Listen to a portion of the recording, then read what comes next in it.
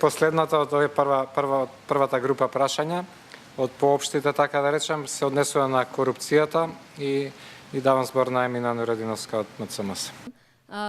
Повеќе коментар отколку прашање, барем првиот дел, или би сакала да го разберете како најдобро намерно рано предупредување за одредени состојби, бидејќи МЦМС во март го издаде својот трет поред извештај за состојбите со корупцијата во Македонија, кој што се однесува за 2017 година. И не е заснован само на перцепција, туку и на реална вклученост на граѓаните во корупција, односно на искуство, и затоа сметаме дека се многу релевантни податоците. И она што и за жал загрижувачки е дека се вложени речиси сите параметри кои што ги истражуваме.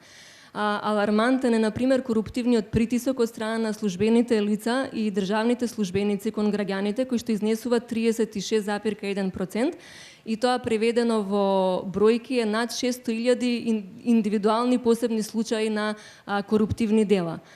Наспроти ова, во 2016 година, иако зборувам нели за минатото, меѓутоа ќе видите која ми е паралелата, бидејќи перспективата на граѓаните во оваа сфера е поразлична. Во 2016 година има само 145 изречени казни или донесени пресуди од областа на корупцијата, што во проценти е 0,03%. Ова значи комплетна неефикасност на институциите во борба против корупцијата.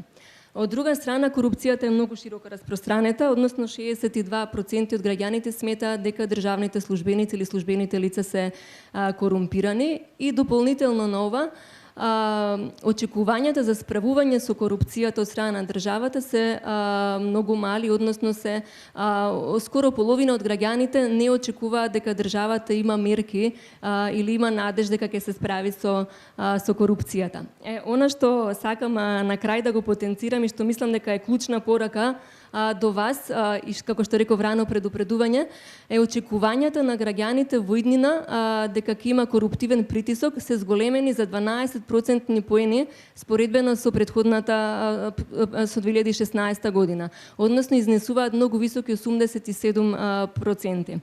Ова, ќе се согласите, не е воопшто во линија со вашите заложби за борба против корупција, она што го почнавте во 2015 година, и сметам дека час поскоро треба и владата и вие лично да се заложите за борбата против корупцијата навистина да биде видлива, со сите мерки и со, да не кажам, арсенал кој што го поседувате и вие и граѓанските организации, да го измениме овие очекувања на јавноста во однос на корупцијата. И ако може само за државната корупција, која што е обезглавена, дали имате мерки и план како ќе се формира нова државна комисија, тоа да не е партиско решение, односно председател на државната комисија од редот на опозицијата? Многу важна тема. И единствено ако успееме во таа област, Македонија може да има неколку чекори во запците на загризување напред посилни. Многу често зборувам и јавно за оваа работа и повикувам на транспарентност, на посветеност, на внимателност. Транспарентноста и отвореноста на владата е една само алатка во можноста да ја спречиме корупцијата. Донесовме веќе неколку одлуки во делот на јавните набавки, да не може да се потпише и реализира договор за јавна набавка, претходно тој да не се објави. При враќањето на данокот на додадена вредност на компаниите, каде што во минатото се јавувале корупции. И исто така да биде целосно, транспарентно и на увид на јавност. Значи, кога граѓаните ќе може да знаат на кои фирми се враќа данокот и дали е тоа правично за сите еднакво во рокот од 30 дена, тогаш знам дека никој не може повеќе да биде со коруптивно однесување за да поврати данок.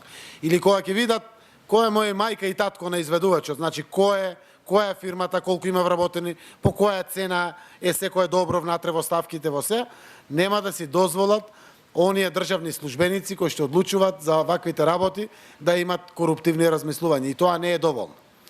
Продолжуваме понатаму. Работиме на новиот закон за антикорупција. Согласно него сакаме да ја поставиме антикорупцијската комисија. И од сега кажувам, немојте да кажете зошто пак взимате граѓански активисти. Таму политичари не треба да има. во антикорупција, антимонополска, антидискриминаторска, кои се сите тие check and balances што треба да ја контролираат власт. Па не сме деца сега, кои поставиме од СДСМ и тие треба СДСМ во делот на власта да го контролират. Никогаш. Тоа нема да се случи. Треба да бидат независни интелектуалци, експерти, кои што, фала Богу, граѓанскиот сектор ги има изградено. Дали се активисти во граѓански организации, дали се членови на вашите управувачки органи кои што ви постојат. Мотивирајте ги да се конкурират, да си конкурират на овие места. Тие места се за граѓанскиот активизам. И тука ќе има сериозна алатка како да се избориме против корупцијата. Значи, кај мене во СДСМ знаат да не си прават бајрам на мозокот, таму нема места распредел. Го зборувам јавно тоа. Дури сум се јавувал по некои граѓански организации, следуваат конкурси. Внимавајте по тие конкурси, мотивирајте луѓе нека се кандидираат за тие места. Затоа што само тоа е исправно. Знаете дека и во Прибе, во Пржино, договорите, секаде беа тие check and balances. Тие се многу важни за отстранувањето на корупцијата. И секако никогаш до крај нема да отклониме корупцијата, но мора да ја намалиме. Кој кажуваат овие бројките, ја сежам. Веројатно секој би се наежил. Јас барам помош за оваа работа. И е треба на Македонија помош за оваа работа.